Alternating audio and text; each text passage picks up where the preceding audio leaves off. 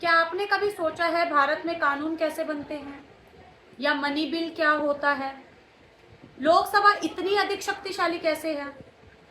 और जब संसद सत्र नहीं बुलाती है तब भी कोई सरकार कानून कैसे बना सकती है? तो इन सभी सवालों के जवाब हम आज की वीडियो में जानेंगे, जिसमें हम आर्टिकल 79 से लेकर आर्टिकल 123 तक सभी इंपॉर्टेंट आर्टिकल्स को जानेंगे। ये वीडियो उन बच्चों के लिए बहुत ज़्यादा जरूरी है जो कॉम्पिटिटिव एग्जाम्स के लिए तैयारियां कर रहे हैं। तो hello everyone, today's constitution part number 5 chapter number 2 we discuss parliament. Parliament जिसमें आपके आर्टिकल 79 से आर्टिकल 122 तक आते हैं, इसके बारे में हम जानेंगे। तो सबसे पहले पार्लियामेंट यानी संसद क्या होती है। भारत में कानून बनाने वाली एक सर्वोच्च संस्था होती है जिसे संसद कहा जाता है। ये जनता का प्रतिनिधित्व करती है और लोकसभा का ये एक मुख्य आधारशिला है, लोगों के लिए एक मुख्य आधारशिला है। संसद बहुत जरूरी है। इसमें आपके आर्टिकल 79 से 122 तक आर्टिकल्स आते हैं, जिसमें आपके आर्टिकल 79 में संसद की संरचना बताई गई है, जिसमें राष्ट्रपति, राज्यसभा और लोकसभा इन तीनों को मिलाकर संसद बनती है। आर्टिकल 80 आपकी राज्यसभा से संबंधित है। राज्यसभा, जिसे स्टेट ऑफ काउंसिल, राज्यों की परिषद भी कहा जाता है, इसमें अधिकतम संख्या 250 हो सकती है, जिसमें से 238 मेंबर्स राज्यों और केंद्र शासित प्रदेशों से चुने जाते हैं, लेकिन 12 मेंबर्स राष्ट्रपति द्वारा नामित होते हैं। अब राष्ट्रपति किन्हें किन्हें नामित करेगा? तो भाई जिन्होंने कला, साहित्य, विज्ञान या समाज सेवा में बहुत अधिक महत्वपूर्ण विशेष को योगदान दिया हो, उन्हें राष्ट्रपति नामित करेगा। राज्यसभा एक स्थायी सदन है, ये कभी पूरी तरीके से भंग नहीं होता। इसका जो कार्यकाल है वो 6 वर्ष तक का है। हर 2 सालों में 1/3 मेंबर्स को मतलब कि रिटायर कर दिया जाता है, निकाल दिया जाता है। अगला जो आर्टिकल है आपका 81, वो आपका लोकसभा से रिलेटेड है। आर्टिकल 81 लोकसभा, लोगों हाउस ऑफ द पीपल भी लोकसभा को कहा जाता है।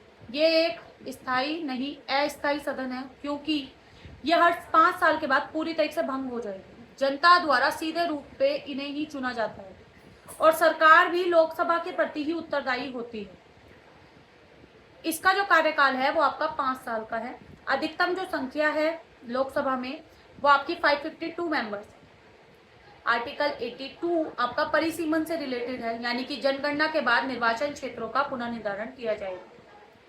आर्टिकल 83 संसद के जो दोनों सदन है, राज्यसभा और लोकसभा, उनकी अवधि कितनी कितनी होगी, इसके बारे में बात कही गई है इस आर्टिकल में। लोकसभा की 5 वर्ष है, जिसमें अगर आपातकाल लग जाता है कभी देश में तो उसको बढ़ाया भी जा सकता है। और राज्यसभा आपका अस्थायी सदन है, ये आपका आर्टिकल 83 कहते हैं। आर्टिकल 84 आपके संसद जो है, दोनों सदनों के सदस्यों की योग्यता बताता है कि भाई क्या क्या योग्यता होनी चाहिए। तो भारत का नागरिक हो, लोकसभा के लिए 25 वर्ष आयु हो और राज्यसभा के लिए 30 वर्ष की आयु हो। आर्टिकल 85 राष्ट्रपति संसद के सत्र को बुलाता है। राष्ट्रपति संसद के सत्र को बुलाता है, उसे स्थगित कर सकता है और पूरी तरीके से लोकसभा को भंग भी कर सकता है। ये राष्ट्रपति के पास अधिकार है। लेकिन 2 सत्रों के बीच में ज्यादा से ज्यादा 6 महीनों का ही अंतर हो सकता है, इससे ज्यादा अंतर नहीं हो सकता। ये था आपका आर्टिकल 85।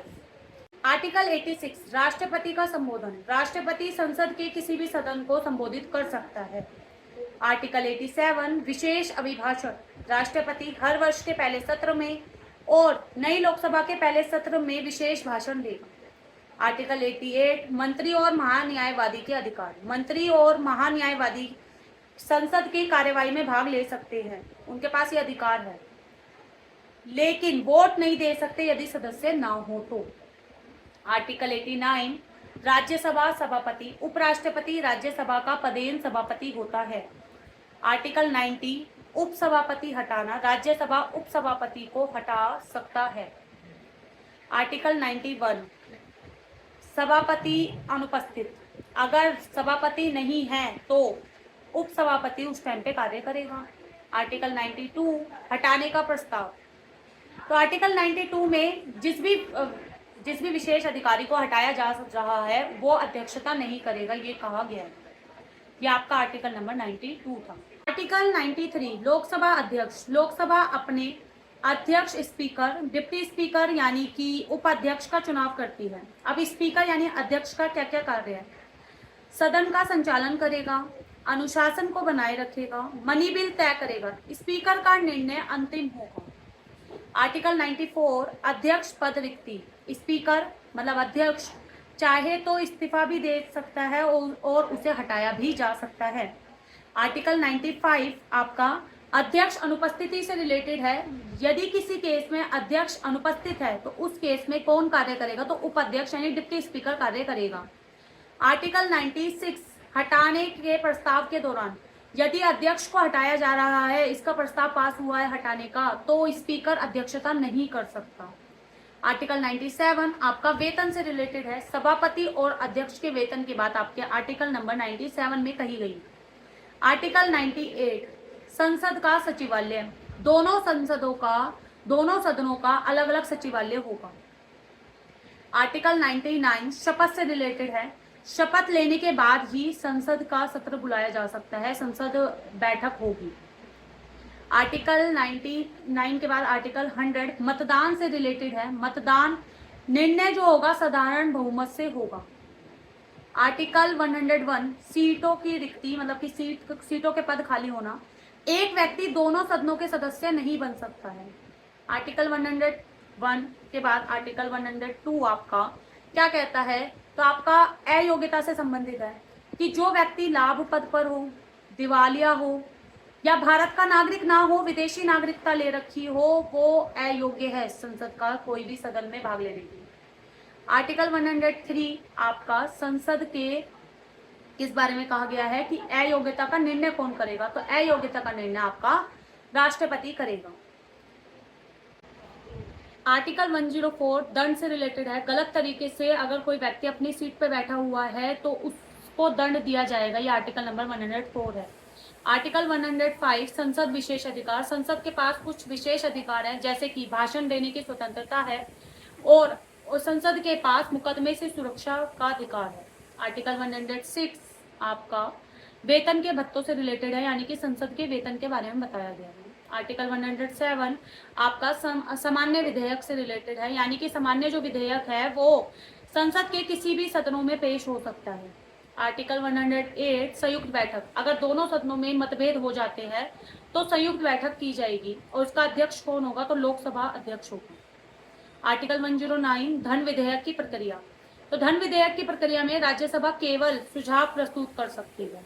आर्टिकल 110 आपका मनी बिल से रिलेटेड है, धन विधेयक से रिलेटेड है। धन या कर से संबंधित विधेयक के बारे में इसमें बताया गया है। लोकसभा में ही ये प्रस्तुत होगा और स्पीकर ये देखेगा कि मनी बिल है या नहीं है। आर्टिकल 111 111 आपका किससे रिलेटेड है? तो आपका राष्ट्रपति स्वीकृति से रिलेटेड है। विधेयक को जब राष्ट्रपति स्वीकार कर लेगा तो वो कानून बन जाएगा। जब अपनी स्वीकृति उस पर देगा विधेयक पर तो वो एक कानून बन जाएगा। आर्टिकल 112 में वार्षिक बजट यानी कि सरकार की आय व्यय योजना आती है इसमें। आर्टिकल नंबर 113 में अनुदान मांग मतलब कि सरकारी धन विधेयक क्या मांगते हैं? सरकारी जो विधेयक हैं वो पैसा मांगते हैं। आर्टिकल 114 विनियोग विधेयक यानी कि विनियोग विधेयक से धन की निकासी होती है। आर्टिकल 115 आपका अनुपूरक अनुदान से रिलेटेड है यानी कि अतिरिक्त जो भी खर्च होगा उसके लिए जो पैसे हैं वो यहाँ से दिए जाएंगे। आर्टिकल नंबर 116 आपका लेखा अनुदान से रिलेटेड है यानी कि सभी चीज़ों का लेखा जोखा है और अतिरिक्त खर्च के लिए भी पैसे यानी कि दिए जाएंगे। आर्टिकल 117 आपका वित्त आयोग वित्त विधेयक से रिलेटेड है यानी कि वित्त संबंधी कार्य जो भी होंगे वो इसमें आएंगे। आर्टिकल 118 आपके नियम से रिलेटेड है, संसद अपने नियम बनाती है। आर्टिकल 119 वित्त आयोग वित्त जो कार्य है जो भी पैसों से रिलेटेड फाइनेंशियली जो भी कार्य है उसकी प्रक्रिया बताई गई है इसमें।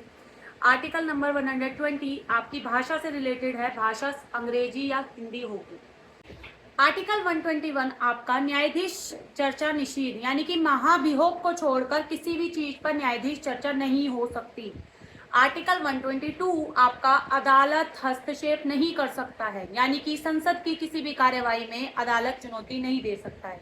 ये था आपका चैप्टर नंबर 2 जो कि हमने पार्लियामेंट के बारे में जाना, जिसमें हमने आर्टिकल नंबर 79 से लेकर आर्टिकल नंबर 122 तक डिटेल्ड में जाना है। कहाँ पे मनी बिल होता है, क्या काम करता है ये, जब ये नहीं होगा तो पैसों की निकासी कहाँ से होगी, तो हमने इन सब बातों में अच्छे से जाना है।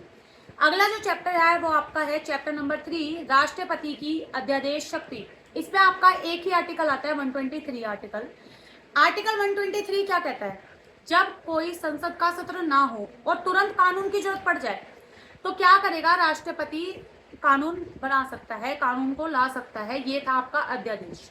अब अध्यादेश कब लग सकता है, इसकी शर्तें क्या है कि भाई संसद का सत्र ना हो रहा हो और एकदम से कानून की जरूरत पड़ जाए, तो ये अस्थायी जो कानून बनाने की जो शक्ति है वो राष्ट्रपति के पास है।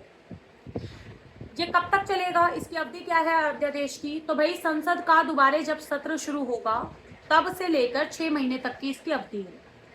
अध्यादेश समाप्त कब हो जाता है, संसद उसको अस्वीकार कर दे या फिर 6 सप्ताह पहले पूरे हो जाए। तो ये था आपका आर्टिकल नंबर 123, जिसमें अध्यादेश के बारे में बताया गया है कि कोई कानून अगर सत्र नहीं चल रहा है, संसद में कोई कानून नहीं बन पा रहा है और एकदम से कानून की जरूरत पड़ जाए तो राष्ट्रपति उस पर कानून बना सकता है। तो आज हमने चैप्टर 2 और चैप्टर 3 को बहुत अच्छे से समझा, जिसमें आपके सारे आर्टिकल्स कवर कराए गए हैं 79 से लेके 123 तक। इसमें आपको पता चला होगा मनी बिल क्या होता है, लोकसभा इतनी जरूरी क्यों है, और जब भी सत्र नहीं होंगे संसद के तो राष्ट्रपति और सरकार कोई भी कानून कैसे बना सकती है, इसके बारे में आज हमने डिटेल में जाना। आज की वीडियो के लिए इतना ही। Thank you.